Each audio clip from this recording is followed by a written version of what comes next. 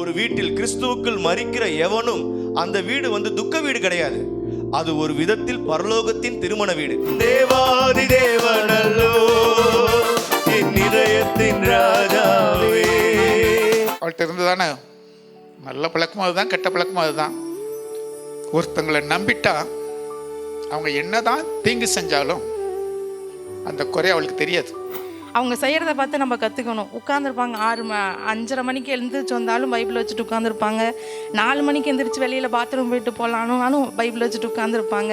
என் அக்காவுக்கு திருமணம் ஆகும்போது நான் கேட்டேன், ஆண்டவரே அவர்கள் திருமணத்திற்கு ஆயத்தமாகி திருமணம் செய்ய போகிறார்கள், இந்த சாபம் முறிப்பதற்கு எனக்கு ஒரு அடையாளம் வேண்டும் என்று நான் கர்த்தர் கேட்டேன். கர்த்தர் சொன்னார், நீ சீக்கிரமாய் பார்ப்பாய் என்று சொன்னார். அவங்களுக்கு இன்னைக்கு கன மகிமை அதிகமா இருக்கும். கஷ்டமெல்லாம் தொலையும் ஓர் நாள், கண்ணீரும் கவலையும் தீரும் அந்நாள்.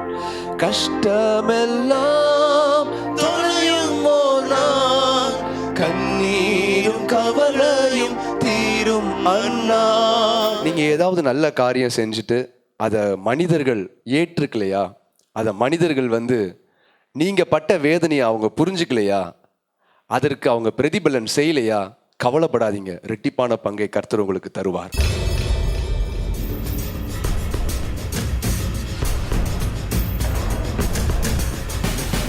கெத்செமனே பூங்காவில் என் நேசர் ஜெபித்தாரே, இரத்தத்தின் பெருந்துளிகள் பூமியில் விழுந்ததே. என் தலை தண்ணீரும் என் கண்கள் கண்ணீரும் இருந்தால் நலமாகுமே. மரித்தேன் ஆனாலும் சதா காலங்களிலும் உயிரோடு இருக்கிறேன் என்று வாக்கருளினவர், பலமுள்ள ஆவியினால் எங்களை பலப்படுத்துகிற தேற்றரவாளன், இதோ உம்முடைய பிள்ளைகளாக நாங்கள் நன்றி செலுத்த நிற்கிறோம். கோடி ஸ்தோத்திரங்களை ஏறெடுக்கிறோம் சுவாமி. முகம் குப்புற சாஷ்டாங்கமாக நாங்கள் பணிந்து கொள்ளுகிறோம். மிகுந்த ஒரு வாஞ்சை சுவாமி, எங்கள் கண்ணீரினால் உம்முடைய பாதங்களை கழுவ மிகுந்த ஒரு வாஞ்சையாய் நிற்கிறோம் நாதா. எங்கள் பிரயாசைகளை எல்லாம் நீர் ஆசீர்வதிக்கிறவர். 1 30 60 100 கனிதரும் மரங்களாக, கொடிகளாக, செடிகளாக எங்களை ஆசீர்வதிக்கிறவர். இந்த நாளிலும் கூட துக்கத்தை எல்லாம் மாற்றும், கண்ணீரை மாற்றும், புதிய பலத்தினாலும் புதிய கிருபையினாலும். அப்போஸ்தலனாகிய பவுலோடு என் கிருபை உனக்கு போதும் என்றீரே, உம்முடைய கிருபைகளுக்காகவே காத்திருக்கிறோம். எங்களை ஆசீர்வதித்து வழி நடத்தும். துதி கன மகிமை யாவற்றும் உமக்கே எடுக்கிறோம். இரட்சகரான எங்கள் இயேசு கிறிஸ்துவின் நாமத்தில் தயவா எங்கள் ஜெபம் கேள எங்கள் பரலோக தந்தையே, ஆமேன். தாயாரை எப்படி நினைவு கூறுகிறோமோ, ஒவ்வொரு நாளும் நமக்காக உயிர் தியாகம் செய்து இரத்தம் சிந்தின அந்த தேவனை நாம் நினைவு கூற வேண்டும். அவரை குறித்து வேதம் சொல்லுகிறது, அவர் இஸ்ரவேலின் துதிகளில் வாசம் செய்கிற தேவன், அவர் பாவம் பாராத சுத்த கண்ணர். அப்படிப்பட்டவருக்கு ஒரு 10 நிமிடம் எழுந்து நின்று வானாதி வானமும் கொள்ளாத அந்த தேவனை ஆராதித்து அவருடைய நாமத்தை உயர்த்துவோம். ஏன்னா துக்கமா இருக்கிற இருதயத்தை அவர் அரசால போகிறார்.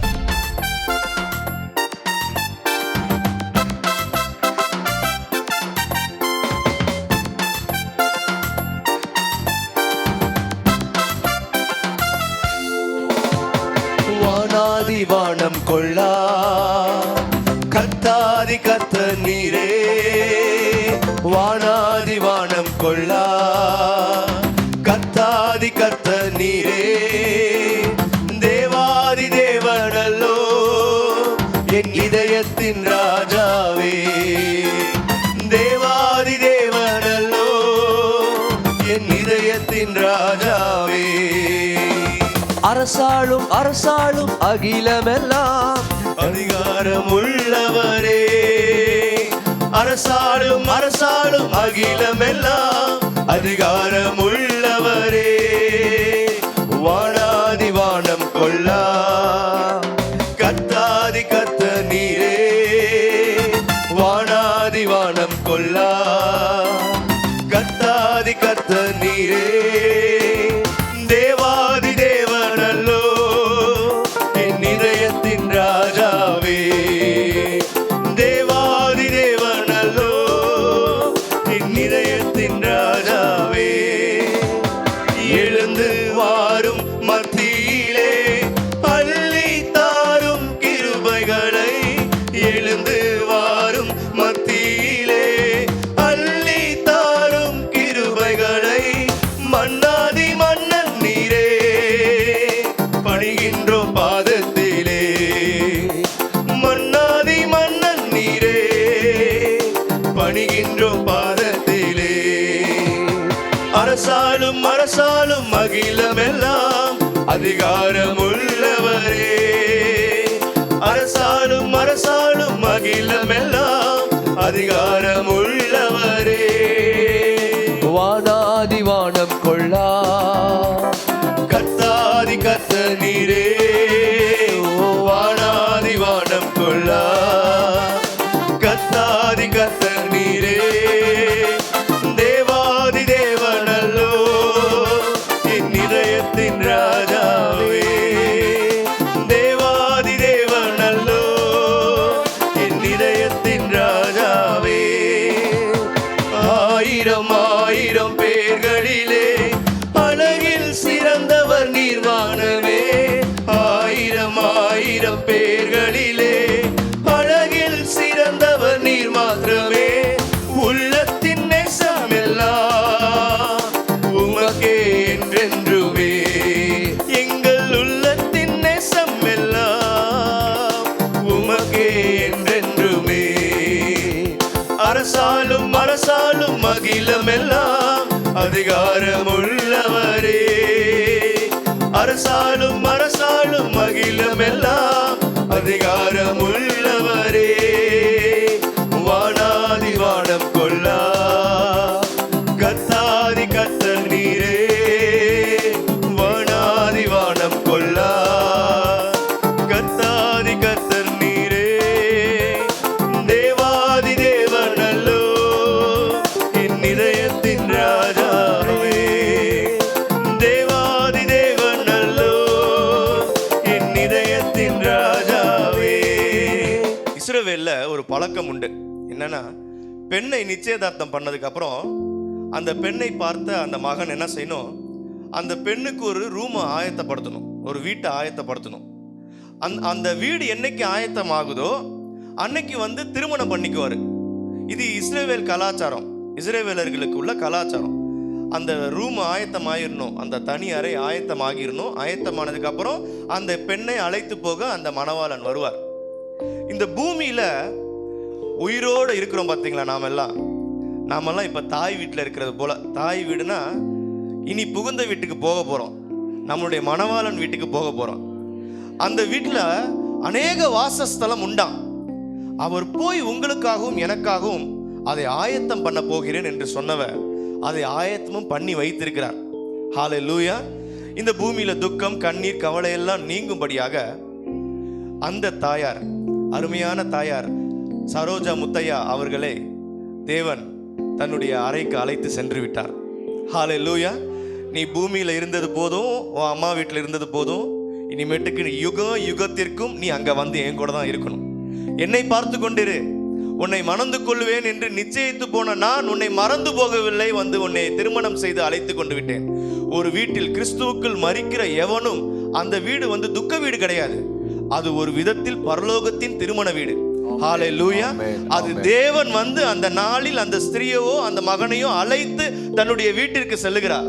அங்க ஆயத்தம் ஆயிடுச்சு, இனி உனக்கு பூமியில வேலை இல்லை என்று சொல்லி. அப்ப இனிமேட்டு பார்க்க முடியாதா? உண்டு. வானமே கொல்லாத தேவன் நம் எல்லாரையும் பார்த்து சொல்லியிருக்கிறார், நீங்கள் எல்லாம் என்னுடைய மணவாட்டி என்று. இது ஒரு உவமை. எதுக்கு மணவாட்டி என்று சொல்கிறார் என்றால், நல்ல கணவன் தன்னுடைய மனைவியின் கண்களில் இருந்து நீர் வராதபடி காத்து கொள்வான். இது உலகத்துல சொல்லுற ஒரு சொல், அப்படித்தானே? பாருங்க, வேதத்துல அவரும் எழுதி வச்சிருக்கிறாரு, அவர்கள் கண்ணீர் யாவையும் தேவன் துடைப்பார், இனி மரணமும் இல்லை, துக்கமும் இல்லை, அலறுதலும் இல்லை, வருத்தமும் இல்லை, முந்தினவைகள் ஒளிந்து போயின என்று விளம்பினார். ஹல்லேலூயா. எல்லாம் ஒளிந்து போயின. என்ன? கண்ணீர் ஒளிந்தது, துக்கம் ஒளிந்தது, கவலை ஒளிந்தது, இப்பொழுது ஆட்டுக்குட்டியானவருடைய விருந்தில் அவர்கள் அங்கு சுகமா இருக்கிறார்கள். பயம் நீங்கினது, நுகத்தடிகள் நீங்கினது. தேவாதி தேவன் விடுதலையை கொடுத்திருக்கிறார். கரங்களை தட்டுவோமே, இது எவ்வளவு ஒரு நல்ல செய்தி. ஒரு 65, 66 வருடங்கள், 67 வருடங்கள் அவங்க இந்த பூமியில இருந்து அவர்களோடு பழகின யாவருக்கும் அந்த பிரிவு மிக மிக மிக வலிதான். அருமை சகோதரனுக்கு தன் தாயினா அவ்வளோ உயிர். அவங்க அம்மா மேல அவருக்கு அவ்வளோ பிரியம். எங்ககிட்ட ஷேர் பண்ணியிருக்கிறார். அவங்களுடைய பாஸ்டர் அவருடைய தகப்பன் இருக்கிறார், அவருக்கு தன் மனைவி மேல பிரியம். அவங்களுடைய சகோதரி இருக்கிறாங்க, வசந்தாம்மா, சித்தியம்மான்னு சொல்லுவோம், அவங்களுக்கு தன்னுடைய அக்கா மேல பாசம். இன்னும் அவங்களுடைய உறவு முறைகள்லாம் வந்திருக்கிறாங்க, எல்லாருக்கும் அவங்க மேல பாசம். உங்களுக்கெல்லாம் ஒரு நல்ல செய்தி, இனி அவர்களை பார்க்காமலே போகுவது இல்லை. தேவன் உங்களுக்கும் எனக்கும் அந்த நாளை ஆயத்தம் பண்ணி வச்சிருக்காருல்ல, அன்னைக்கு அவரை நாங்கள் முகமுகமாய் பார்ப்போம். நமக்காக அவரோடு சேர்ந்து வந்து நம்மளை கூட்டிட்டு போக அவங்க வருவாங்க. ஹல்லேலூயா. எனவே அந்த தேவனை பார்த்து சொல்ல போறோம், சேனை சேனை தூதரோடு வாரும் வாரும் என் நேசரே, நீர் மகிமையின் ராஜாவாக வாரும், அந்த வரும் நாளை நான் எதிர்நோக்கி உள்ளேன் என்று. சேனை சேனை தூதரோடு வாரும் வாரும் என் நேசரே, சேனை சேனை தூதரோடு வாரும் வாரும் என் நேசரே, மகிமையின் ராஜாவாக நீர் வரும் நாளை எதிர்நோக்குவே, மகிமையின் ராஜாவாக நீர் வரும் நாளை எதிர்நோக்குவே. அரசாளும் அரசாளும் அகிலமெல்லாம் அதிகாரம் உள்ளவரே, அரசாளும் அரசாளும் அகிலமெல்லாம் அதிகாரம் உள்ளவரே, வானாதி வானாதி வானம் கொள்ளா கத்தாதி கத்தர் நீரே, வானாதி வானம் கொள்ளா கத்தாதி கத்தர் நீரே, தேவாதி தேவன் நல்லோ என் இதயத்தின் ராஜாவே, தேவாதி தேவன் நல்லோ என் இதயத்தின் ராஜாவே. பூமியில இந்த உலகத்துல ஒரு வாசம் செஞ்சு கொண்டிருந்தார் இயேசு சுவாமி. அப்ப தன் சீஷர்கள்ட்ட சொன்னாரு, மனுஷகுமாரன் பிரதான ஆசாரியர்களாலும் இன்னும் வந்து வேத மூப்பர்களாலும் அடிக்கப்படணும், அவர் அடிக்கப்பட்டுட்டு 3ஆம் நாள் உயிர் தெள்ளணும், நான் மரித்தாலும் 3ஆம் நாள் உயிர் தெழுவேன்னு அவர் சொன்னார். அவர் சொன்னப்ப யாராலையும் அதை நம்ப முடியல.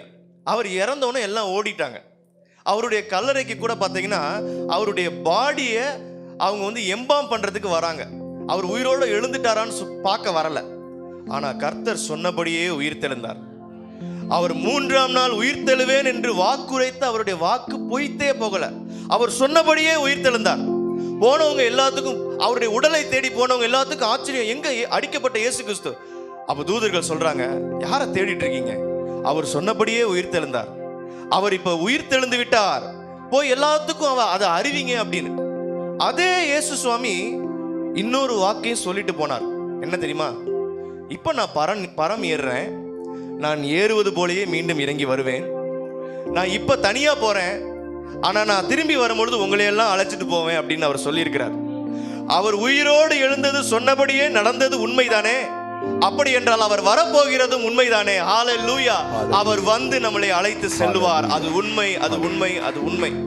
இந்த நம்பிக்கை தான் நம்ம எல்லாருக்குமே.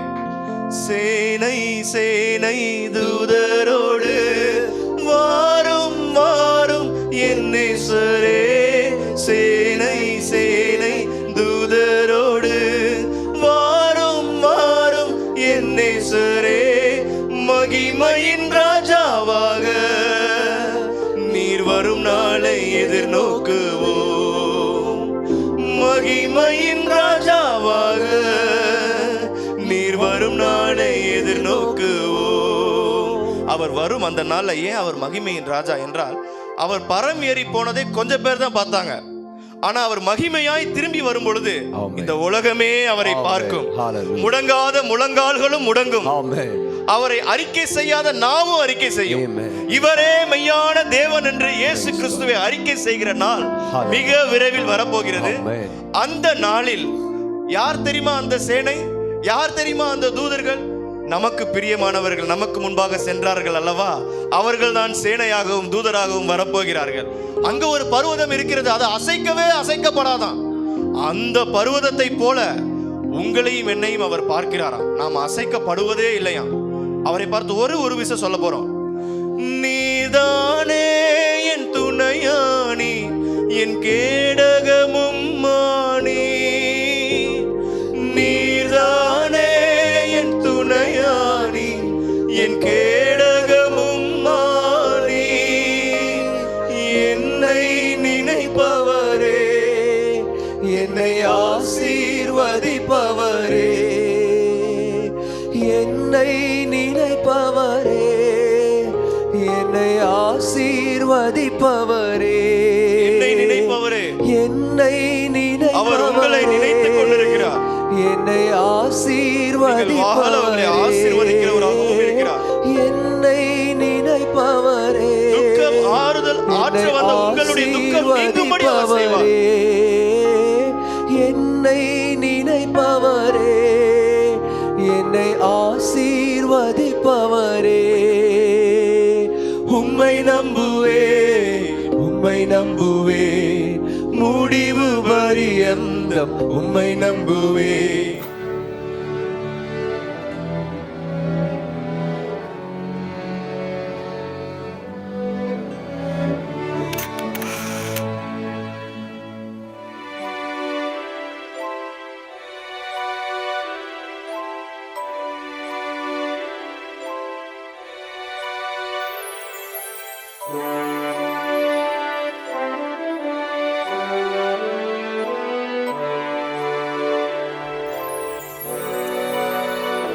காலவோ செல்லுதே, வாலிபமும் மறையுதே.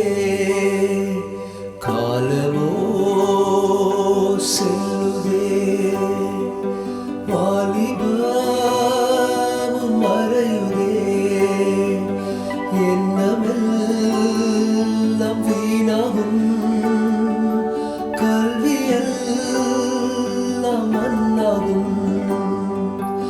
எண்ணமெல்லாம் வீணாகும், கல்வியெல்லாம் மண்ணாகும். மகிமையில் இயேசுவை தரிசிக்கும் நேரத்தில் அந்த நாள் நல்ல நாள், பாக்கிய நாள்.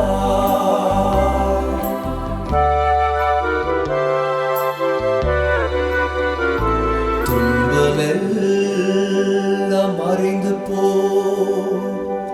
இன்னலெல்லாம் மாறிப்போ. வியாதியெல்லாம் நீங்கிப்போ. நாயகன் என் இயேசுவார். வியாதியெல்லாம் நீங்கிப்போ. நாயகன் என் இயேசுவார். மகிமையில் இயேசுவை தரிசிக்கும் நேரத்தில் அந்த நாள் நல்ல நாள், பாக்கிய நாள்.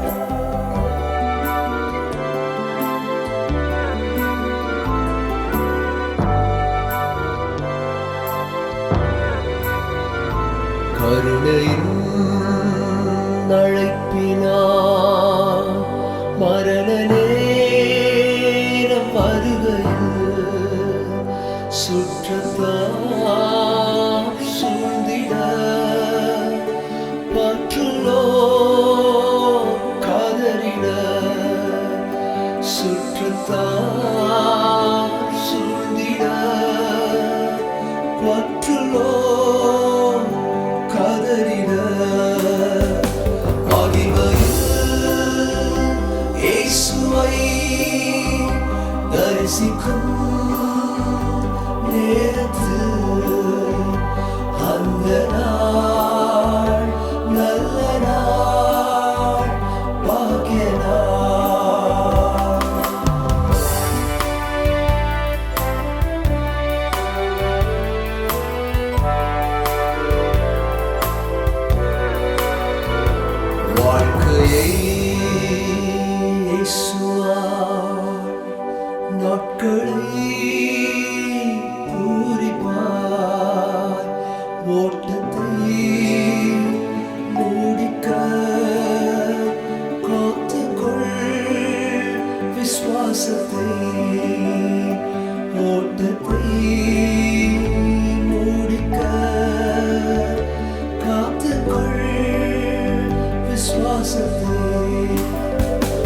மகிமையில் இயேசுவை தரிசிக்கும் நேரத்தில் அந்த நாள் நல்ல நாள் பாக்கிய நாள்.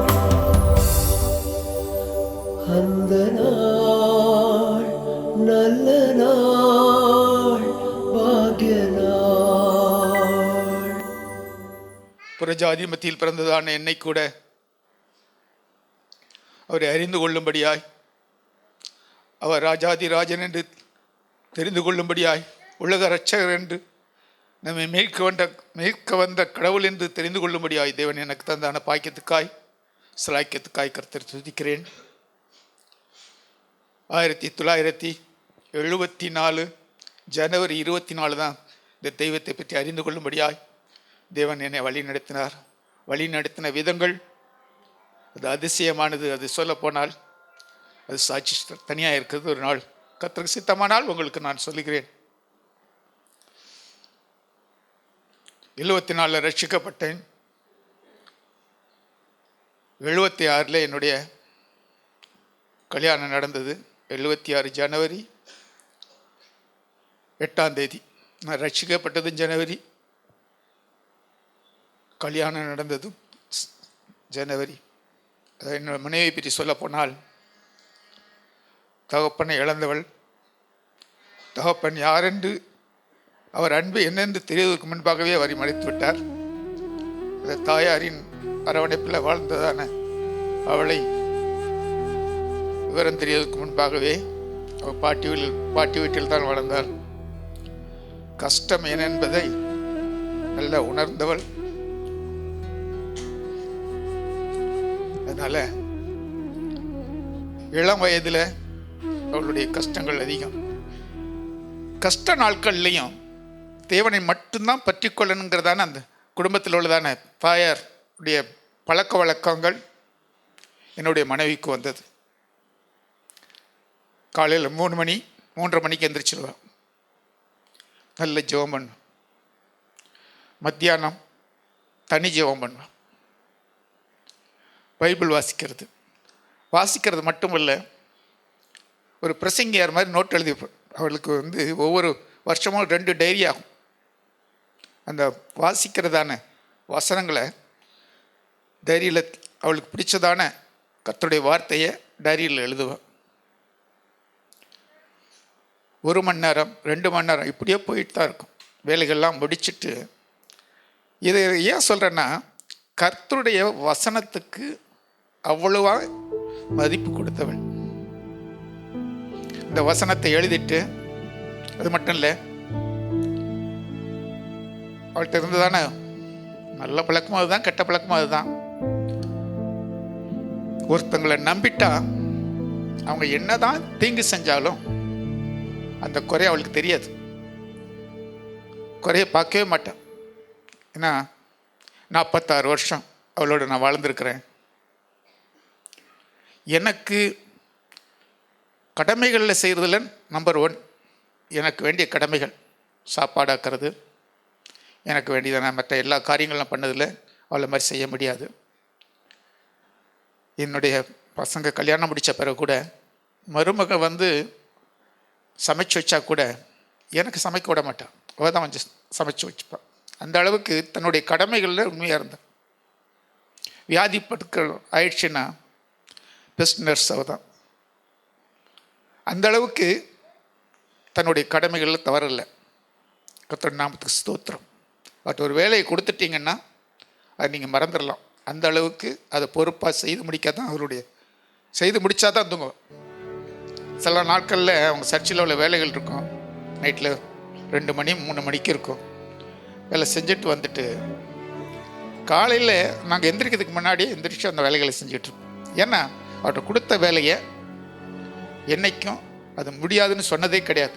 எந்த வேலையை சொன்னாலும் அது முடியாதுன்னு சொல்றது கிடையாது. இப்படி தான் நல்ல குணங்கள் அவர்கிட்ட இருந்தது. அநேக காரியங்கள் உண்டு, சொல்லதற்கு நேரம் இல்லை. ஏன்னா ஒரு தாயானவள் செய்ய வேண்டியதான கடமைகள் பிள்ளைகளுக்கு செஞ்சேன். பிள்ளைங்க வளர்ந்து பெரியவங்களை ஆகிற வரைக்கும் நான் பிள்ளைங்களுக்கு செஞ்சதோட அவள் செய்தது 100 மடங்கு. நான் 10 மடங்கு கூட செஞ்சுருக்க மாட்டேன். படிப்பிலிருந்து எல்லா விதத்திலையும் கல்யாணம் வரைக்கும் என்னுடைய காரியங்கள் அதில் 10% தான் இருக்கும். 90% அவளுடையது தான் இருக்கும். ஆரம்பத்தில் இந்த சிபிஎம்மில் அவள் சிஎஸ்ஐ பேக்ரவுண்டு, பக்தி வரைக்கும்ல சிஎஸ்ஐ பேக்ரவுண்டு.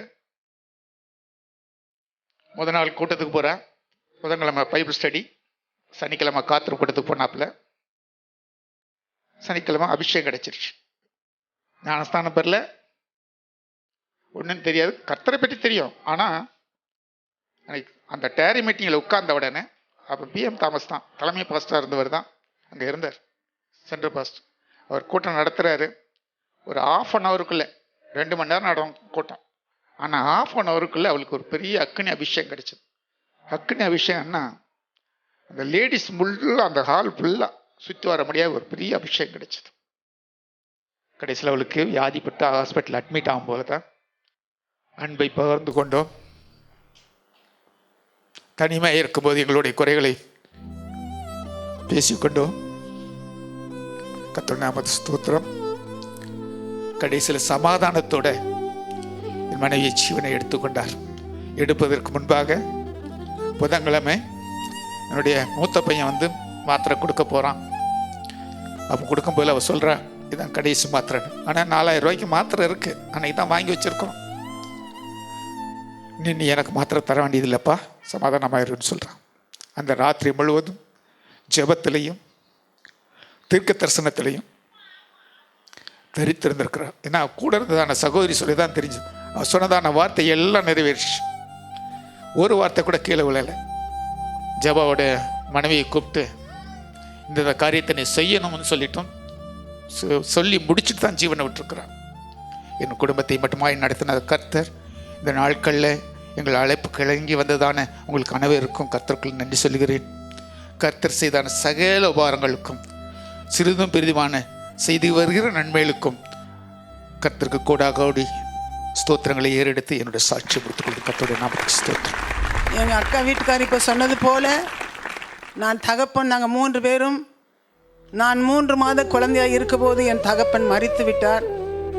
எங்கள் அம்மா 20 வயசில் திருமணம் செய்தார்கள். 25 வயதில் எங்கள் அப்பா இறந்து போனாங்க. நாங்கள் 3 பேர் இருந்தோம். நான், எங்கள் அக்கா மூத்தவங்க, 2வது அண்ணன், 3வது நான். 3 மாத குழந்தை தான். எங்கள் அப்பா எனக்கு தெரியாது. ஆனாலும் எங்கள் அம்மா, நாங்கள் மூணாரில் கேரளாவில் இருந்தோம். எங்கள் அம்மா மேனேஜர்கிட்ட போய் கேட்டாங்க, நான் என் பிள்ளையை 3 பிள்ளைகளையும் நான் சாட்சியாக வளர்க்க வேண்டும், அதனால் எனக்கு ஒரு வேலை போட்டு கொடுங்க என்று சொன்ன பொழுது டீச்சர் வேலை போட்டு கொடுத்தார் மேனேஜர். அதற்கு பின்பதாக எங்களை கர்த்தர் சமூகத்தில் ஒப்பு கொடுத்து, என் புருஷன் இயேசு கிறிஸ்து ஒருவர் மாத்திரமே, எல்லாருக்கும் சொல்லுவாங்க, பயப்பட மாட்டாங்க யாருக்கும். அவ்வளவு தைரியமாக எங்களை 3 பேரை வளர்த்தார்கள். அப்புறம் 1984வது வருஷம் கமல் எங்கள் வீட்டில், அவனுக்கு 6 வயது. அந்த கமலை தூக்கி கொண்டு எங்கள் வீட்டுக்கு கடந்து வந்தார்கள். நாங்கள் எல்லாம் இருக்கும்போது ஒரு கன்வென்ஷன் நடந்தது. அந்த கன்வென்ஷனுக்கு நான், எங்கள் அக்கா, எங்கள் குடும்பத்தில் மற்ற இருக்கிற எல்லா ஜனங்களும் அதற்கு போய்விட்டோம். அந்த ஊழியக்காரர் பேர் ஜேக்கப். அப்போ அவர் ஒரு வார்த்தை சொன்னார். தேவனுடைய வார்த்தைகள் எப்படி மனுஷனை புடமிடும் என்று சொல்லி, அந்த 1984 அந்த வார்த்தையை கொண்டு ஒவ்வொரு உள்ளத்தையும் ஊடுருவி பாயும்படியாக அவர் பேசினார். நானும், கமல் எனக்கு ரொம்ப பிரியமான பையன், அதிகமாக நான் நேசிப்பேன். அவன் எனக்கு ஒரு வார்த்தை என்று சொன்னால் அவனை நான் ரொம்ப நேசிக்கிறபடினால நான் எப்பொழுதும் அவனை அதிகமாக அன்பு வைத்திருக்கிறேன். இப்பொழுதும் அந்த அன்பு எனக்குள்ளே இருக்கிறது. அதற்கு பின்பதாக அந்த கன்வென்ஷனுக்கு அந்த ஜேக்கப்பு என்று சொன்ன அவர் வந்து கடைசி முடிவில் ஒரு வார்த்தை சொன்னார். என்ன வார்த்தை என்றால், யாத்திராமம் 22ஆம் அதிகாரம் 29ஆம் வசனத்தில், முதல் பழுக்கும் உன் பழத்தையும் வடியும் உன் ரசத்தையும் காணிக்கையாக செலுத்த தாமதிக்க வேண்டாம், உன் குமாரனில் மூத்த குமாரனை எனக்கு ஒப்பு கொடுப்பாயா என்று அந்த வசனத்தை பேசினார். அப்பொழுது எங்கள் அக்கா வீட்டுக்கு வந்த உடனே அக்கா இப்படியெல்லாம் அந்த வார்த்தை இருக்கு. ஆமாம், கமலை கத்தருக்கு கொடுத்துட வேண்டியதான், நமக்கு வேண்டாம், ஏசப்பாட்டை கொடுத்துருவோன்னு எங்கள் அக்காவும் நானும் பேசி கொண்டு இருக்கிறோம். ஏன்னா அந்த நாள் சொன்ன 84வது வருஷத்திலே சொன்ன வார்த்தை இன்றைக்கு நான் நேரடியாக எங்கள் அக்கா மண்ணில் விதைத்த போது தான் இன்றைக்கு நான் இதை பார்க்கிறேன். ஆனால் என் சகோதரி என்னை அதிகமாக நேசிப்பார்கள், என் சகோதரனும் நேசிப்பார்கள். ஆனால் எங்கள் குடும்பம் பார்த்தீங்கன்னா மந்திரவாதி கூட்டம். எங்கள் அப்பா பேர் சொல்ல மாட்டேன், எங்கள் பாட்டி பேர் சக்கம்மா, இன்னொரு பாட்டி மயிலம்மா, இப்படிப்பட்ட பேர். ஆனால் இவங்கெல்லாம் யாருன்னா மந்திரவாதி கூட்டங்கள். அந்த மந்திரத்தில் இருந்ததான எங்களுக்கு சாபம் பிடித்து போச்சு. எங்கள் குடும்பம் ஆண் வாரிசே இல்லை. அப்புறம் நாங்கள் கிறிஸ்துக்குள்ளே வந்து கர்த்தருக்குள்ளே வந்து ஒப்பு கொடுத்து ரட்சிக்கப்பட்டு விசுவாசத்தில் வளர்ந்து வரும்போது, ஆண்டவரே இந்த சாபம் முறிப்பதற்கு நாங்கள் என்ன செய்ய வேண்டும் என்று கர்த்தரிடத்தில் கேட்டோம். அப்போ சொன்னார், உபாசம் போட்டு உன் பிள்ளைகளெல்லாம் என்னிடத்தில் ஒப்புக்கொடு, சாபத்தை நான் மாற்றுவேன் என்று கர்த்தர் சொன்னார். அப்புறம் நாங்கள் ஒப்பு கொடுத்தோம், சாபத்தை மாற்றினார். என் அக்காவுக்கு திருமணம் ஆகும்போது நான் கேட்டேன், ஆண்டவரே அவர்கள் திருமணத்திற்கு ஆயத்தமாகி திருமணம் செய்ய போகிறார்கள், இந்த சாபம் முறிப்பதற்கு எனக்கு ஒரு அடையாளம் வேண்டும் என்று நான் கர்த்தர் கேட்டேன். கர்த்தர் சொன்னார், நீ சீக்கிரமாய் பார்ப்பாய் என்று சொன்னார். எங்கள் சாபத்தை முறித்து விட்டார். எப்படி முறித்தார் தெரியுங்களா? எங்கள் அக்காவுக்கு 2 பையன், எங்கள் அண்ணனுக்கு 2 பையன், எனக்கு ஒரே ஒரு பையன். சாபத்தை கர்த்தர் மாற்றினார். அப்பேற்பட்ட தேவன் இன்னைக்கு சாட்சியாக வைத்திருக்கிறார். எங்கள் அம்மா 25 வயதில் புருஷனை இழந்தாலும் எந்த 73 வயசு வரைக்கும் கண்ணீரோடு பிள்ளைகளுக்காக ஜெபம் பண்ணுவார்கள், வாலிபர்களுக்காக ஜெபம் பண்ணுவார்கள், ஜனங்களுக்காக ஜெபிப்பார்கள். எங்கள் அம்மாவை பார்த்து சொல்வார்கள், அம்மாகிட்ட போய் ஜெபம் பண்ணிட்டு போனாலே ஒரு பெரிய ஒரு சமாதானம் கிடைக்கும் என்று சொல்லி வருவார்கள். அப்படிப்பட்ட ஜெபம், தன் தாயாருடைய ஜெபத்து நிமித்தமாக தான் பிள்ளைகள் ஆசீர்வாதமாக இருக்க முடியும். அருமையானவர்களே, தன் பிள்ளைக்காக செபிக்கிற கடமைப்பட்டிருக்கிற நம்ம பெற்றோர்கள் தன் பிள்ளைகளுக்காக செபிக்க வேண்டும். ஒரு நாள் அல்ல, தினமும் செபிக்க வேண்டும். அப்புறம் கொஞ்ச நாளில் எங்கள் அக்காவுக்கு என்ன காண முடியல, பேச முடியல. நான் கேட்டேன் கர்த்தர்கிட்ட, நீதிமொழியில் ஒரு வசனம் இருக்கிறது, ஒருவனுடைய வழி கர்த்தருக்கு பிரியமாக இருந்தால் அவருடைய சத்துருக்களையும் சமாதானம் பண்ண வைப்பேன். என் அக்கா சத்துருக்கள் அல்ல, ஆண்டவரே என்னுடைய வழி உமக்கு பிரியமாக இருக்குதான்னு தன்னை சோதித்து பார்த்தேன். அதற்கு பின்பு கர்த்தருடைய வழி எனக்கு கர்த்தருக்கு பிரியமாக இருந்தபடினால என் சகோதரி எங்களையும் அன்பில் இணைத்து ஒருமனப்பட்டு ஐக்கியப்படுத்தி கொடுத்தார். பல வருஷங்கள் செபித்தேன், கர்த்தர் கிரியை செய்து சமாதானத்தை உண்டு பண்ணினார். பின்பதாக என் சகோதரிக்கு உடம்பு சரியில்லை என்று சொன்ன போது எனக்கு அறியவில்லை. நான் திடீர்னு சாதாரணமாக நான் ஃபோன் போட்டேன் அக்கா வீட்டுக்காருக்கு, என்ன செய்கிறீங்கன்னு கேட்டேன். சொன்னாங்க, நான் ஆஸ்பத்திரிக்கு. என்ன ஆச்சு அப்படின்னு. அக்காவுக்கு உடம்பு சரியில்லை. அடுத்த நாள் வந்தாருங்க. நான் வீட்டுக்கு போனேன். என் உள்ளத்தில் ஏவப்பட்டது, அக்கா கர்த்தருக்குள் போக போகிறாள் என்று. அதனால் நான் என் வீட்டில் இருந்து நான் கடந்து போய்விட்டேன். இருந்த வரைக்கும் 1 வாரமாக நான் அவர்களோடு கூட இருந்தேன். அப்போ நாங்கள் என்ன செய்வோம், பெட்டில் படுத்திருப்பாங்க, வாமிட் எடுப்பாங்க, நான் வாமிட் எடுப்பேன், எல்லாம் செய்வேன். நானும் கமலும் ஒன்றாவே இருந்தான். என் கூட ஒரு நர்ஸு இருந்தாங்க. நான் பார்ப்பேன், அக்காட்ட பேசுவேன், அக்கா எப்படி இருக்குக்கா, இப்படிலாம் இருக்குது, நம்ம அப்பா இப்படிலாம் பண்ணினாங்க, அம்மா இப்படி பண்ணாங்க, இந்த நடந்ததெல்லாம் அவங்களுக்கு ஞாபகப்படுத்தி கொடுப்பேன் அவங்கள்ட்ட. அப்போ அவங்க என்கிட்ட கேட்டாங்க, நீ ஊழியம் எப்படி செய்கிற, எத்தனை மணிக்கு எந்திரிப்பான்னு என்கிட்ட கேட்டாங்க. நாளைக்கு மறிக்க போகிறாங்க, இன்றைக்கி கேட்குறாங்க, எப்படி ஊழியம் செய்கிறாய் என்று சொல்லி அக்கா அதிகாலையில் 3 மணிக்கு எழுந்திருப்பேன், செபிப்பேன், எல்லாத்துக்காக ஜெபம் பண்ணுவேன், ஊழியத்துக்காக ஜெபம் பண்ணேன், இன்னும் அநேகர் ரட்சிக்கப்படும்படி பிசாசு ஒரு சாட்சி கொடுத்தது அக்கான்னு என் அக்காவோடு பேசினேன். அப்போ அவங்க சொன்னாங்க, அடுத்த நாளைக்கு நான் சந்தோஷமாக நான் உட்காந்து முழங்கால் போட்டு ஜெபம் பண்ணிக்கிட்டே இருப்பேன். வாமிட் எடுக்கும் போது எடுப்பேன், அப்புறம் உட்காந்து ஜெபம் பண்ணி. எங்கள் அக்கா என்னை கவனித்து கொண்டே இருந்தார்கள். நான் முழங்கால் படியிட்டு நான் ஜெபிக்கும்போது 4 பக்கமும் 4 ரோடு இருக்குது. 4 ரோட்டில் இருந்து நல்ல பஸ் வருது.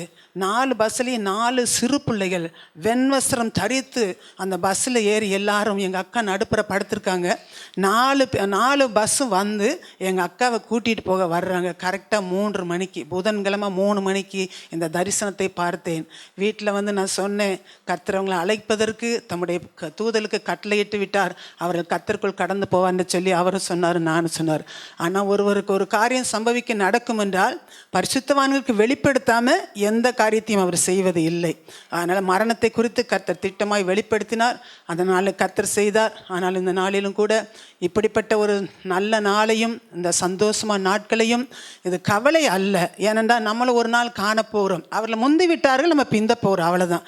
அதனால் நம்ம ஆயத்தப்படும்படி பெற்றோர்கள் தன் பிள்ளைகளுக்காகவும், பிள்ளைகள் ஜனங்களுக்காக ஜெபிக்க அப்படிப்பட்ட ஒரு தருணத்தையும் கர்த்தர் சமூகத்தில் இந்த நாளிலும் கூட என் சகோதரி என் மேல் வைத்த அன்பு. இப்போ என்னன்னா, அவங்க இந்த பூமியிலே விதைக்கப்பட்டிருக்கிறபடினால, அந்த கோதுமை மணியானது செத்திருக்கிறபடினால பலனை கொடுக்கும்படியாக பிள்ளைகளை கர்த்தர் எடுத்து பயன்படுத்துகிறார். அதனால் பிள்ளைகளுக்காகவும் எங்கள் குடும்பத்துக்காகவும் உங்களை தனி ஜெபங்களை ஜெபித்து ஊழியத்தை இன்னும் உற்சாகத்தோடு செய்து கர்த்தரை மகிமைப்படுத்தும்படியாக இப்படிப்பட்ட சாட்சி இந்த நாளை கர்த்தர் எனக்கு கொடுத்த கிருபைகளுக்காக கர்த்தருக்கு நன்றி செலுத்தி, வந்திருக்கிற யாவருக்கும் நன்றி செலுத்தி இந்த சாட்சியை முடிக்கிறேன். ஆமென். கர்த்தருடைய பெரிதான நாமத்திற்கு ஸ்தோத்திரம். 2008 தான் எங்கள் திருமணம் நடந்துச்சு. அந்த திருமண நாளான அன்னையிலேருந்தே எனக்கு என்னோட அம்மா, என்னை பெற்ற அம்மா, அவங்கள காட்டிலும் அதிகமாக என் வாயால் அம்மா அம்மான்னு கூப்பிட்டது எங்கள் அம்மாவை மட்டும்தான். மாமியார் தான் எனக்கு வந்து அம்மாவாக இருந்து எனக்கு எல்லாமே செஞ்சுருக்காங்க. ஒன்று ரெண்டுன்னு கணக்கு வச்சு நான் சொல்ல முடியாது. நான் இன்றைக்கி நிற்கிறேன் அப்படின்னா இன்றைக்கி அவங்க எனக்கு செஞ்ச உதவி தான் காரணம். இன்னும் சொல்லப்போனால் ஆவிக்குரிய வாழ்க்கையிலையும் சரி, மற்ற உலக பிரகாரமாக நான் செய்யக்கூடிய வேலையிலையும் சரி, எனக்கு எல்லாமே அவங்க சொல்லி கொடுத்துருக்காங்க. வந்த பூசிலெல்லாம் வீட்டுக்கு வந்த பூசிலெல்லாம் பார்த்தோன்னா எனக்கு எங்கள் வீட்டில் நல்லா 7 மணி 8 மணி வரைக்கும் தூங்குவேன். இங்கே வந்து பார்த்தா எந்திரிச்சு வெளியில் வரும்போதே அவங்க வாயில் சொல்ல மாட்டாங்க, இப்படி தான் இருக்கணும், இந்த வேலையெல்லாம் செய்யணும், இப்படிலாம் பண்ணணும்னு. அவங்க செய்கிறத பார்த்து நம்ம கற்றுக்கணும். உட்காந்துருப்பாங்க 5:30 மணிக்கு எழுந்திரிச்சு வந்தாலும் பைபிள் வச்சுட்டு உட்காந்துருப்பாங்க. 4 மணிக்கு எந்திரிச்சு வெளியில் பாத்ரூம் போயிட்டு போகலானுனாலும் பைபிள் வச்சுட்டு உட்காந்துருப்பாங்க. காலையில் 6 மணிக்குனாலும் பைபிள் வச்சுட்டு உட்காந்துருப்பாங்க. ஸோ அதை நான் கற்றுக்கிட்டேன். நம்ம எந்திரிச்சோனையே கடவுள் சமூகத்துக்கு முதல்ல வரணும், அதுக்கப்புறம் தான் நமக்கு எல்லாமே அப்படிங்கிறது எனக்கு சொல்லி கொடுத்து என்னை வழி நடத்துனது வந்து எங்கள் அம்மா தான். இன்னும் பார்த்தீங்கன்னா எங்கள் பாப்பா பிறந்ததுக்கப்புறம் 5 மாதத்துலேயே நான் விட்டுட்டு போயிட்டேன். எனக்கு பாப்பாவுக்கும் எனக்கும் கூட அவ்வளோ அம்மா பிள்ளை ரிலேஷன்ஷிப் இருக்காது. ஸ்கூல் வேலை இருந்தனால நான் 5 மாதம் வரைக்கும் தான் என் பாப்பா என்னோட இருந்தா. அதுக்கப்புறம் ஃபுல் அண்ட் ஃபுல் எங்கள் அம்மா தான். இன்றைக்கி எங்கள் பாப்பா வளர்ந்து நிற்கிறா அப்படின்னா அதுக்கு முழு காரணம் எங்கள் அம்மா மட்டும்தான். நான் பார்த்துக்கிட்டதை காட்டிலும் எங்கள் அம்மா தான் நல்லா பார்த்துக்கிட்டாங்க. அதுக்கு வியாதியாக இருக்கட்டும், இல்லை அதுக்கு தேவைகளாக இருக்கட்டும், நான் வந்து பாப்பாவை திட்டினா கூட அவங்களால தாங்க முடியாது. அவங்க மட்டும்தான் அதை பார்க்கணும். நீ எதுக்கு பிள்ளைய திட்டுற, எதுக்கு அடிக்கிற அப்படின்னு சொல்லி என்ன தான் கோபமாக பேசுவாங்க. அதுக்கு வந்து உயிராகவே எங்கள் பாப்பா தான் இருந்துச்சு. இன்னும் சொல்ல போனால் ஒரு நேரம் கூட உட்காந்துருக்கவே மாட்டாங்க அம்மா சும்மாவே. இப்போ நான்லாம் கூட வேலை செஞ்சுட்டு அசந்து போயிடுவேன், இவ்வளோ வேலை செய்கிறோமே, என்ன அப்படி இப்படி இருக்குது, நமக்கு ரெஸ்ட்டே இல்லையே அப்படின்னு. ஆனால் எல்லா நேரமும் பார்த்தீங்க அப்படின்னா வேலை செஞ்சுக்கிட்டே இருப்பாங்க, சுறுசுறுப்பாகவே இருப்பாங்க. இவ்வளோ வயசாயிருச்சு இந்த அம்மா எதுக்கு இப்படி நடந்துட்டுருக்காங்க அப்படின்னா, அந்த பார்த்தா ஒரு எங்கள் வீட்டு வேலை மட்டும் கிடையாது, 4 வீடு தள்ளி போய் எங்கள் பெரியம்மா வீட்டு வேலையும் கூட சேர்த்து செஞ்சுட்டு வருவாங்க. ஒரு நேரம் கூட அசதியாக உட்கார மாட்டாங்க. எப்போ பார்த்தாலும் வேலை வேலை வேலை. திடீர்னு பார்த்தா பரணி மேலே நிற்பாங்க, உள்ளுக்குள்ளே பூந்து க்ளீன் பண்ணிகிட்டு இருப்பாங்க 60 வயசுலேயும்.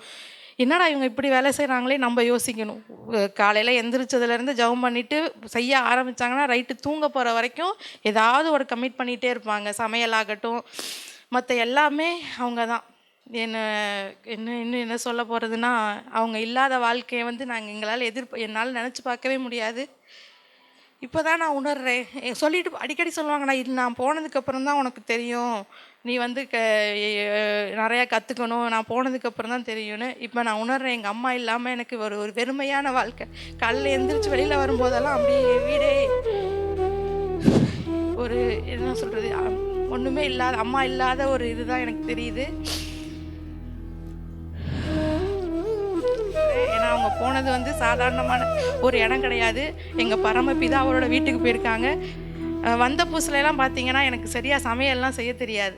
ஏதாவது ஒரு தப்பு விட்டுக்கிட்டே இருப்பேன். அப்போ வந்து அவங்க குறை சொல்லிகிட்டே இருப்பாங்க, என்னடா இதில் குழம்பு உப்பு இல்லை, உரப்பு இல்லை அப்படின்ட்டுன்னு. இன்றைக்கி அவங்க சொல்லி தான் இன்றைக்கி நான் எங்கள் சபையில் வந்து எல்லாருக்கும் சமைக்கிறதாகட்டும், மற்ற வேலையை செய்கிறதாகட்டும் எங்கள் அம்மாவை தான் முன்மாதிரியாக வச்சுருக்கேன். எவ்வளோ குறைகள் இருந்தாலும் அதை வந்து நம்ம நிறைவாக்கிக்கணும் அப்படிங்கிறத எனக்கு நிறைய சொல்லி கொடுத்துருக்காங்க. என்னை ஆவிக்குரிய வாழ்க்கையில் நடத்தியிருக்காங்க. அதுக்காக நான் கர்த்தருக்கு நன்றி சொல்கிறேன். கண்டிப்பாக எங்கள் அம்மாவை வந்து ஒரு நாள் நான் பார்ப்பேன். என்னை அழைக்கும் போது எங்கள் அம்மாவோட தான் ஏஸ்பா வருவார் அப்படிங்கிற ஒரு விசுவாசம் எனக்கு இருக்குது. அதுக்காக நான் நன்றி சொல்கிறேன். கர்த்தருடைய பெரிதான நாமத்திற்கு நன்றி.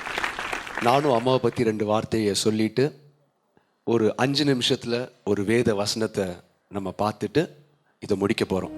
ஒரு தாய் தேற்றுவது போல நான் உன்னை தேற்றுவேன் அப்படின்னார். அப்படின்னா கர்த்தருடைய அன்பை எப்படி நம்ம புரிஞ்சுக்கலாம்?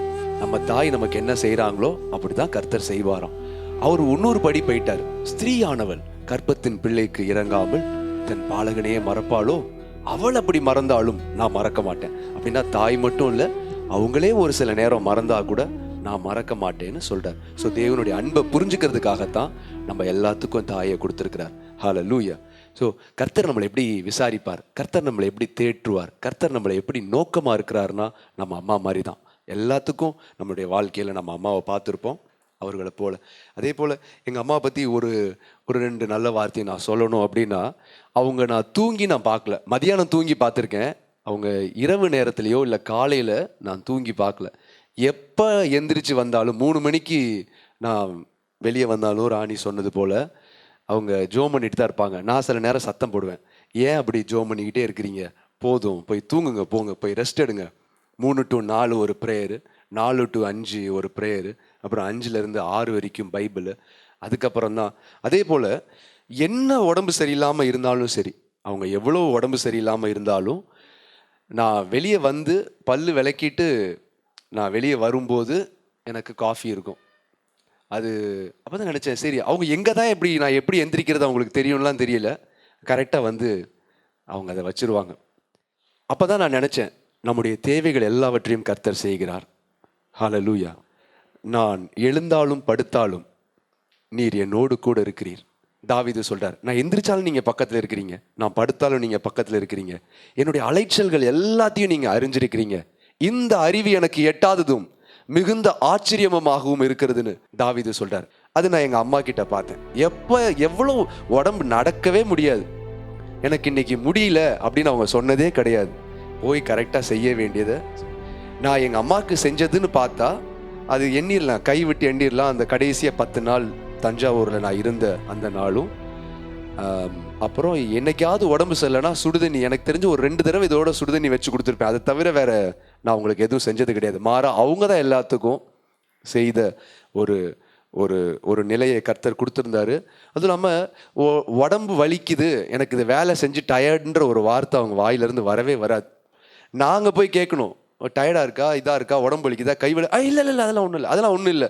ஏன்னா இருக்குன்னு சொல்லிட்டா நம்ம அடுத்த வேலையை செய்ய சொல்ல மாட்டோம் அப்படின்ட்டு. முடியாமல் இருந்தால் கூட அந்த வேலையெல்லாம் செஞ்சுட்டு அவங்க தூங்குறத வச்சு மதியானம் தூங்குறாங்க அப்படின்னா டயர்டாக இருக்கிறாங்கன்னு தெரிஞ்சுக்கலாம். ஸோ அதை வச்சு தான் அவங்க டயர்டாக இருக்கிறாங்கன்னே தெரிஞ்சுக்க முடியுமே தவிர, இதுவரை கூட ஒரு நாள் கூட எனக்கு இப்படி இருக்குது அப்படி இருக்குன்னு நான் தான் கேட்டேன். இந்த செப்டம்பர் மாதம் நீங்கள் முதுகு வலி இவங்க போய் சுடுதண்ணிக்கு ஒத்தம் கொடுத்தாங்க. அப்போ இது சரியில்லையே, இது ஏதோ சம்திங் இஸ் ராங், வெறும் சாதாரண தைலம் தானே நீங்கள் தடவுவீங்க, இதில் ஏதோ இருக்குமா, நான் ஆஸ்பத்திரி கூட்டிப்பேன். இல்லை இல்லை வேணாம் வேணாம் வேணாம் வேணாம் வேணாம். ஆஸ்பத்திரிக்கே பார்த்தீங்கன்னா கூப்பிட்டாலும் வரமாட்டாங்க. ரொம்ப எல்லாம் இப்போ பல தடவை ட்ரை பண்ணிவிட்டு 4-5 நாள் எல்லாம் முடிஞ்சதுக்கப்புறம் தான் அவங்க ஹாஸ்பிட்டலுக்கும் வருவாங்க. ஸோ அப்படிப்பட்ட ஒரு ஒரு நல்ல உள்ளம் அவங்க. அதுதான் ரொம்ப பெரிய பேரிழப்பாக இருக்கும். வெளியே வார்த்தையில் சொல்ல முடியாட்டியும் நம்ம நடக்கும்போது போகும்போதும் அந்த இடமே அவங்க தான் இருக்கிறது தெரியுது. மிகுந்த வேதனையை கொடுக்குது. கர்த்தர் தான் அந்த ஆறுதலை கொடுப்பாரு. ஆறுதலை கொடுத்துட்டாரு, சமாதானத்தை கொடுத்துட்டாரு. ஆனால் அந்த வெறுமை தான் போக மாட்டேங்குது. அவங்க ஒரு சாட்சியின் ஜீவியம் வாழ்ந்தாங்கன்னு என்னால் தைரியமாக சொல்ல முடியும்.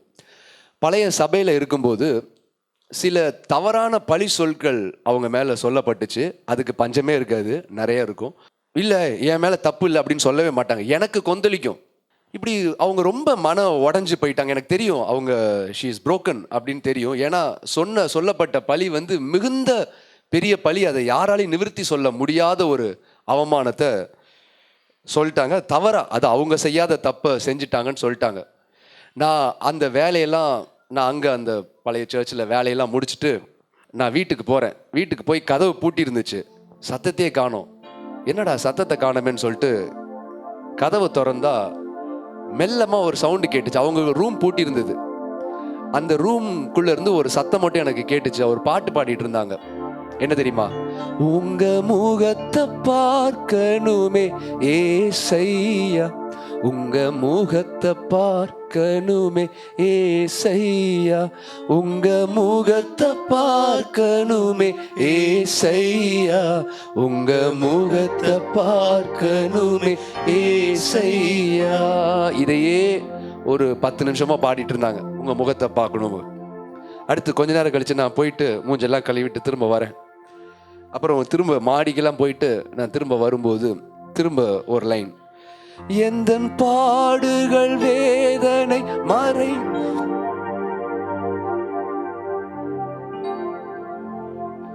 எந்தன் பாடுகள் வேதனை மறைந்து விடும், எந்தன் கலக்கங்கள் துயரங்கள் மாறிவிடும். எந்தன் பாடுகள் வேதனை மறைந்து விடும், எந்தன் கலக்கங்கள் துயரங்கள் மாறிவிடும். உங்க முகத்தை பார்க்கணுமே ஏசையா, உங்க முகத்தை பார்க்கணுமே ஏசையா. இதுதான் அவங்க ஒரு அரை மணி நேரம் இந்த ஒரு பாட்டை மட்டும் தான் திரும்ப திரும்ப பாடினாங்க. சரி பாடிட்டு ஜோம் பண்ணுவாங்கன்னு பார்த்தேன், வெளியே வந்துட்டாங்க. என்ன நான் பதிலே சொல்லலை, ஏன்னா எனக்கு பதில் கிடைச்சிச்சு. என்ன தெரியுமா? எந்தன் பாடுகள் வேதனை எல்லாம் ஒரு நாள் மறைந்து விடும், நான் உங்கள் முகத்தை பார்ப்பேன். நான் உங்கள் முகத்தை பார்க்குறது மட்டும்தான் எனக்கு ஆசை. இவங்ககிட்ட நான் நல்லவன், நான் தப்பு செய்யலை, என்கிட்ட தவறு இல்லைன்னு நான் சொல்கிறது எனக்கு விருப்பம் இல்லைங்கிற பதிலை பாடல் மூலியமாக அவங்க தெரிவித்தாங்க. ஹல்லேலூயா. அதே போல் நான் என்னுடைய கஷ்டமான ஒரு பீரியடில், என்னுடைய ஒரு கலக்கமான ஒரு பீரியடில்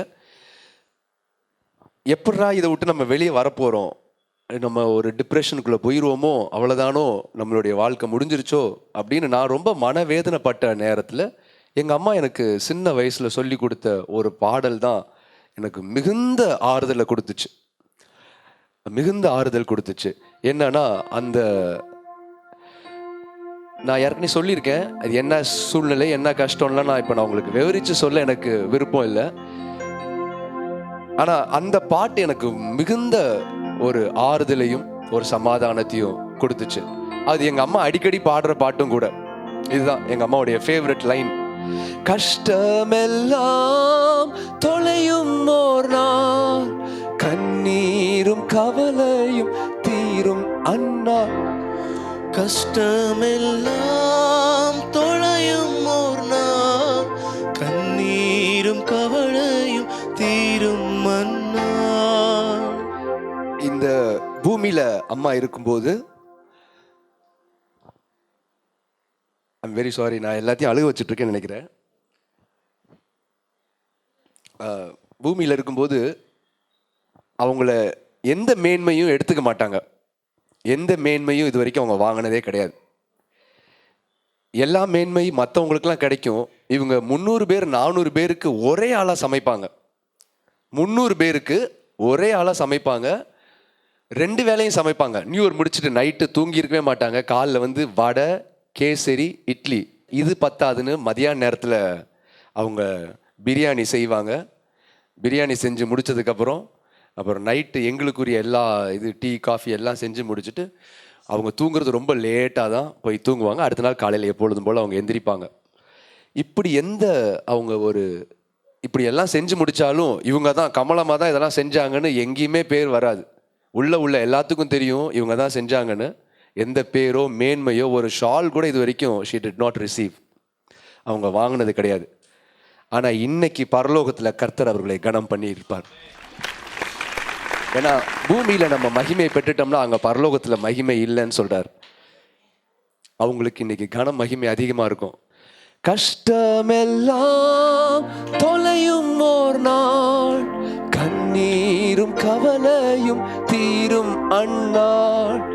கஷ்டமெல்லாம் தொலையும் ஓர் நாள், கண்ணீரும் கவலையும் தீரும் அந்நாள்.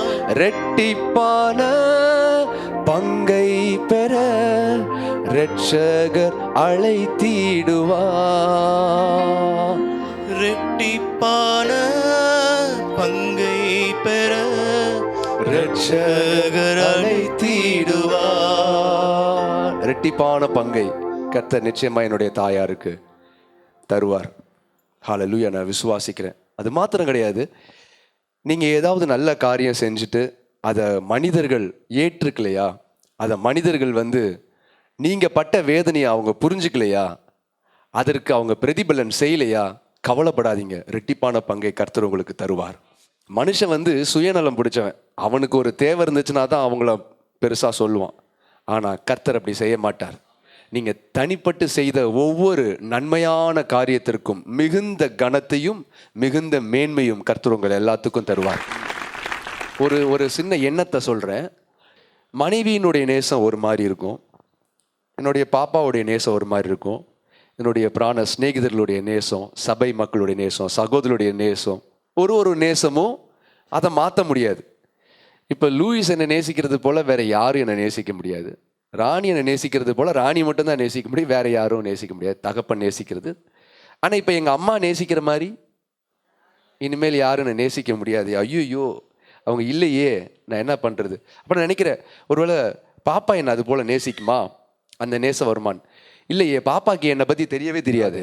அப்போ என்ன நேசிக்கணும்னா எனக்கு முன்னாடி அவங்க இருந்திருக்கணும், எனக்காக நிறைய கஷ்டங்கள்லாம் பாட்டிருக்கணும், நான் பிறந்ததுலேருந்து அவங்க கூடயே இருந்திருக்கணும், என் கஷ்ட நஷ்டங்கள் எல்லாம் தெரிஞ்சிருக்கணும். இப்படிப்பட்ட ஆள் யாரும் இல்லையே அப்படின்னு நினைக்கும் போது கர்த்தர் எனக்கு ஒரு சிந்தையை போட்டார். என்னன்னா, எங்கள் அம்மாவுக்கு என்னை அவங்களுடைய அந்த 67 வயசு தான் தெரியும், அவ்வளோ கூட தெரியாது. 40 வருஷம் தான் தெரியும் எங்கள் அம்மாவுக்கு. ஆனால் நம்மை உருவாக்கின கர்த்தர் அனாதி காலம் முதல் அவர் அவருடைய துவக்கத்திலிருந்தே நம்ம எல்லாம் அவர் அறிந்து வைத்திருக்கிறார். அப்ப அவருடைய நேசம் எவ்வளவு அதிகமாக இருக்கும்.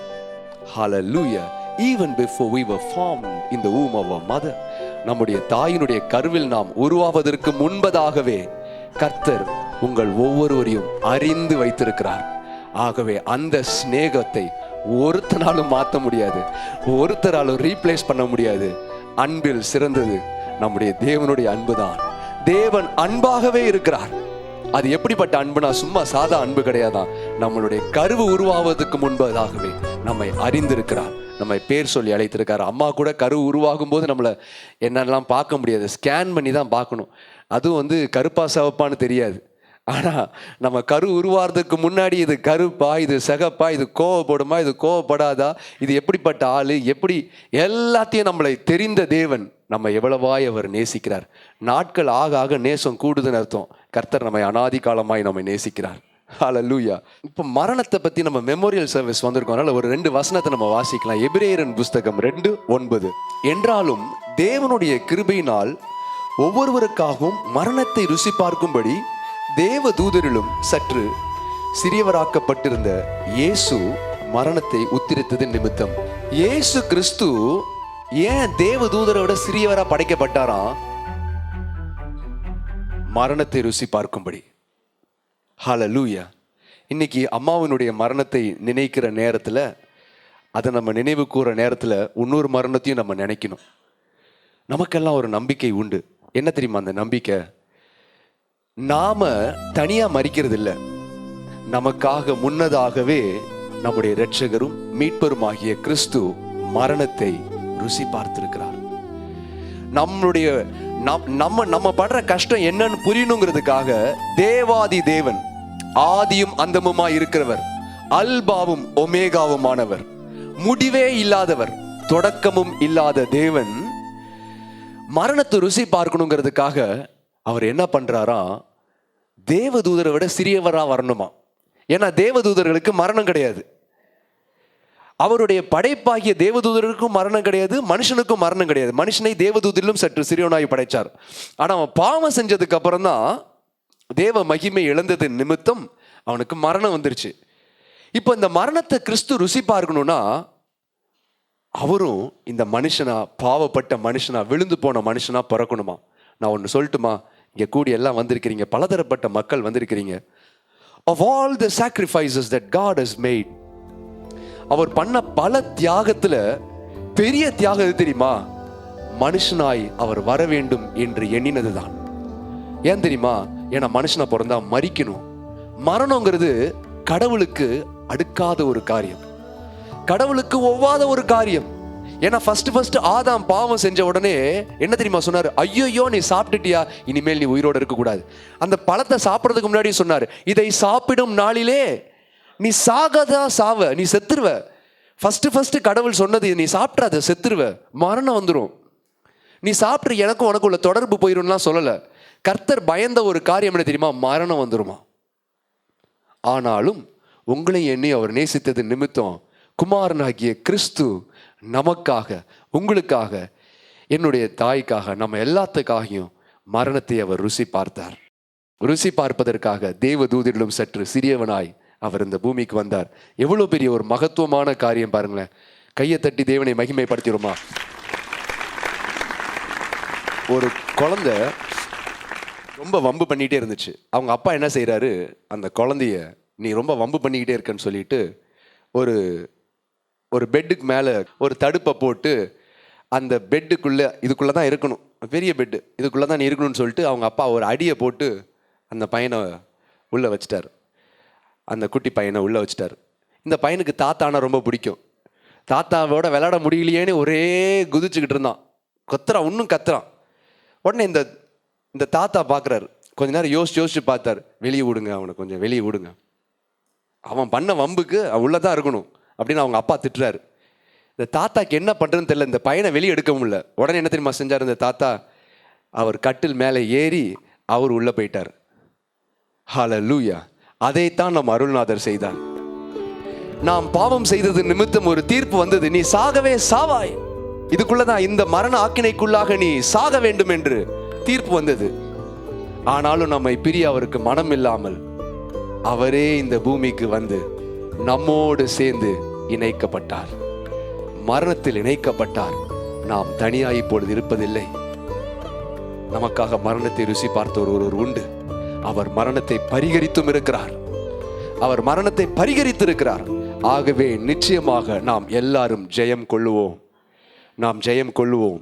இந்த இந்த இந்த கணம், இந்த மகிமை எப்படி என்னுடைய தாயாருக்கு இந்த பூமியிலே இப்போ கொடுக்குறாரோ, பரலோகத்தில் இன்னும் எவ்வளோ மேன்மை இருக்குமோ, இதை எல்லாம் கர்த்தர் நமக்காகவும் செய்து வைத்திருக்கிறார், ஆயத்தமாய் வைத்திருக்கிறார். பரிகரிக்கப்பட வேண்டிய கடைசி சத்துரு மரணம், அதை கிறிஸ்து பரிகரித்தது நிமித்தம் நமக்கு நம்பிக்கை இருக்கிறது. நாமும் மண்ணோடு மண்ணாக மடிந்து போவது இல்லை.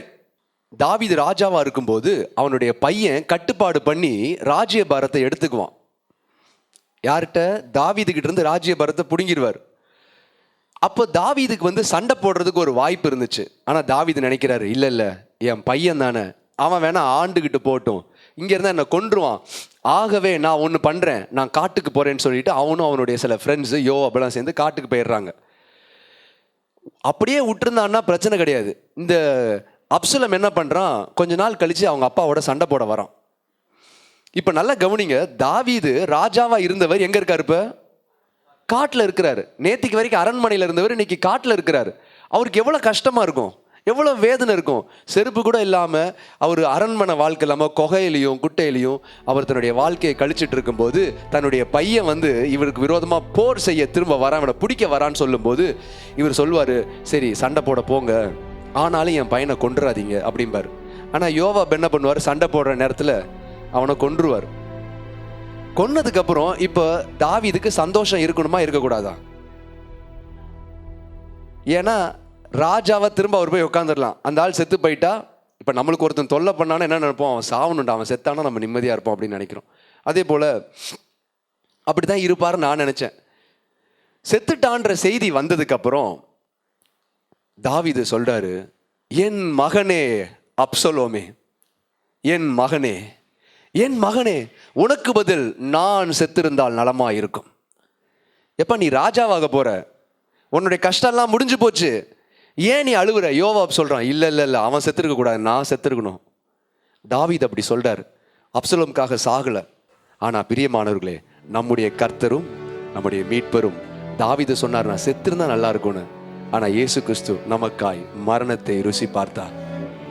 ஹல்லேலூயா. அவர் மரணத்தை ருசி பார்த்தார். சொல்றார், நான் செத்தா நலமா இருக்காது, நான் சாகிறேன், அப்பதான் என்னுடைய மக்கள் எல்லாம் அவர்கள் ஜெயமாய் எழும்பி நிற்பார்கள், அவர்கள் ஜெயமாய் எழும்பி நிற்பார்கள். அதன் நிமித்தம் நான் தேவதூதரிலும் சற்று சிறியவனாய் மாறினால் எனக்கு அதை குறித்து கவலை இல்லை, கலக்கம் இல்லை என்று அவர் சொன்னார். ஹல்லேலூயா. பிரியமானவர்களே, இந்த இடத்துல நம்ம கர்த்தரை மகிமைப்படுத்த போறோம். ஒரு 2 நிமிஷம் நம்ம எல்லாம் எழுந்து கர்த்தரை மகிமைப்படுத்த போறோம். அதற்கு முன்பாக நான் சில பேருக்கு நன்றி சொல்ல நிச்சயமாக நான் கடமைப்பட்டிருக்கேன். ஏன்னா என்னுடைய தாயார் அவங்க ஹாஸ்பிட்டலில் இருக்கும்போதே என்னுடைய சித்தியம்மா எங்கள் அப்பாவுக்கு ஃபோன் பண்ணிகிட்டே இருந்தாங்க. என்னடா இப்படி ஃபோன் பண்ண மாட்டாங்களே, ஃபோன் பண்ணாங்க. ஃபோன் பண்ணி அதே போல் இங்கே வீட்டுக்கு அவங்க கொஞ்சம் உடம்பு முடியாமல் இருக்கும்போது கூடையே இருந்து அவங்க செஞ்சாங்க. அதே போல் என்னுடைய அத்தை, எங்கள் மாமாவினுடைய மனைவி சகோதரி ரூத் அவர்கள் வீட்டுக்கு வந்து எங்களை விசாரித்து எங்களுடைய தேவைகளை எல்லாம் சந்திக்கும்படி உங்களுக்கு என்ன செய்யணும் நான் செய்கிறேன் அப்படின்னு சொல்லி உண்மையான ஒரு தியாகம் தான். ஒரு தனி பெண்ணாக இருந்து அவங்க கஷ்டப்பட்டு வந்ததை நாங்கள் மறக்கவே இல்லை. அதே போல் அம்மா இறந்ததுக்கப்புறம் நான் இதை எதிர்பார்க்கல. நான் ஃபஸ்ட்டு லூயிஸ்ட்ட சொன்னேன், இந்த மாதிரி அம்மா இறந்துட்டாங்கடா அப்படின்னு. அப்போ அவங்களுடைய தாயார் வந்தாங்க. தாயாரும் சகோதரனும் வந்து என் கையில் 1,00,000 ரூபாய் கையில் கொடுத்துட்டு என்ன செலவாகுதோ நீங்கள் செய்யுங்க அப்படின்னாங்க. இதை எதிர்பார்க்கவே இல்லை. என்னடா அது, லூயியோடைய தாயார் இங்கே இருக்காங்க நம்ம மத்தியில். இது என்ன ஒரு தேவ அன்பு பாருங்க. கையில் கொடுத்துட்டு அது மாத்திரம் இல்லை, அவங்க சகோதரியை பற்றி இன்னொன்று சொல்லணும், இன்க்ரெடிபிள். எங்கள் அம்மாவுக்கு உடம்பு சரியில்லை அப்படின்னு சொல்ல போது எங்கள் அம்மாவை ஒரு தடவை தான் பார்த்துருக்காங்க. அவங்க என்ன சொன்னாங்கன்னா, பிரதர் எவ்வளோ செலவானாலும் பரவாயில்ல பிரதர், இந்தாங்க கையில் நீங்கள் காசை வாங்குங்க, நீங்கள் வாங்கியே ஆகணும்னு சொல்லி என் கையில் காசை கொடுத்தாங்க. நான் வேண்டான்னு சொன்னேன், இருந்தாலும் நீங்கள் வாங்கிக்கோங்க, எவ்வளோ செலவானாலும் பரவாயில்ல, அம்மாவை காப்பாற்றுங்க பிரதர் அப்படின்னு சொன்னாங்க. இதில் வந்து அன்கண்டிஷனல் லவ். இது ஒரு எனக்கு என்ன ரொம்ப பாதித்த ஒரு விஷயம். அதே போல் இவங்களுடைய எங்கள் அம்மாவுடைய மரணத்திற்கு அப்புறம் எல்லாரும் வந்து ஆறுதல் சொன்னீங்க. நான் ஒவ்வொருத்தரையாக நான் இப்போ சொன்னேன்னா எனக்கு நேரம் போதாது, நீங்களும் பசியாயிருவீங்க. ஆனால் நீங்கள் எல்லாத்தையும் உங்கள் எல்லாத்தையும் நான் நினைக்கிறேன், உங்கள் எல்லாத்தையும் நாங்கள் நினைக்கிறேன். எங்களுக்கு ஆறுதல் சொன்ன எல்லாத்திற்கும் கர்த்தர் ஆறுதல் செய்வாராக. எங்களுக்கு ஆறுதல் சொன்ன எல்லாருக்கும் எங்களோட இப்போ நீங்கள் எல்லாம் ஏன் தெரியுமா வந்திருக்கீங்க? பிரதரோட கூட நிற்போம், இந்த குடும்பத்தோட கூட நிற்போன்னு தான் நீங்கள் வந்தீங்க. ஹல்லேலூயா. உங்களோடும் கர்த்தர் நிற்பார், உங்களோடும் ஒரு கூட்டத்தை கர்த்தர் கொடுப்பார். உங்களை திக்கற்றவர்களாக அவர் விடவே மாட்டார், உங்களை திக்கற்றவர்களாக விடவே மாட்டார். மனிதன் எதை விதைக்கிறானோ அதையே அறுப்பான். நீங்கள் எதை விதைச்சிருக்கீங்க? நன்மையை விதைக்கிறீங்க, நீங்கள் ஆறுதலை விதைச்சிருக்கீங்க, நீங்கள் சப்போர்ட்டை விதைக்கிறீங்க. அந்த சப்போர்ட்டை கர்த்தர் உங்களுக்கு திரும்ப தருவார். ஆறுதலை பல 100 மடங்கு நீங்கள் அறுவடை செய்யும்படி கர்த்தர் செய்வார். ஏன்னா இது எல்லாத்துக்கும் மேலே கர்த்தர் அவருடைய பரலோகத்திலிருந்து கீழே இறங்கி வந்து உங்கள் நிமித்தமும் என் நிமித்தமும் மரணத்தை அவர் ருசி பார்த்திருக்கிறபடியினால் நிச்சயமாக நாம் உயிரோடு எழும்புவோம். நம்மளுடைய கதை, உங்களுடைய கதை, இங்கே வந்திருக்க உங்களுடைய கதையெல்லாம் இந்த பூமியோடு முடிந்து போவது இல்லை. பூமி அவர் ஆதியும் அந்தமுமானவர், கேருபீன் சேராபீன்கள் நடுவிலே வாசம் பண்ணுகிறவர். ஆனாலும் உங்கள் நிமித்தமும் என் நிமித்தமும் மரணத்தை ருசி பார்த்தார். ஆராதனை உமக்கே ஆராதனை, ஆராதனை உமக்கே ஆராதனை. சபையே சொல், ஆராதனை. He is to be glorified. ஆராதனை. You alone be glorified. ஆராதனை உமக்கே ஆராதனை, ஆராதனை உமக்கே. We love you Lord. ஆராதனை உமக்கே ஆராதனை. கேருபீன்கள் சேராபீன்கள் போற்றிடும் எங்கள் பரிசுத்தரே. கேருபீன்கள் சேராபீன்கள் போற்றிடும் எங்கள் பரிசுத்தரே.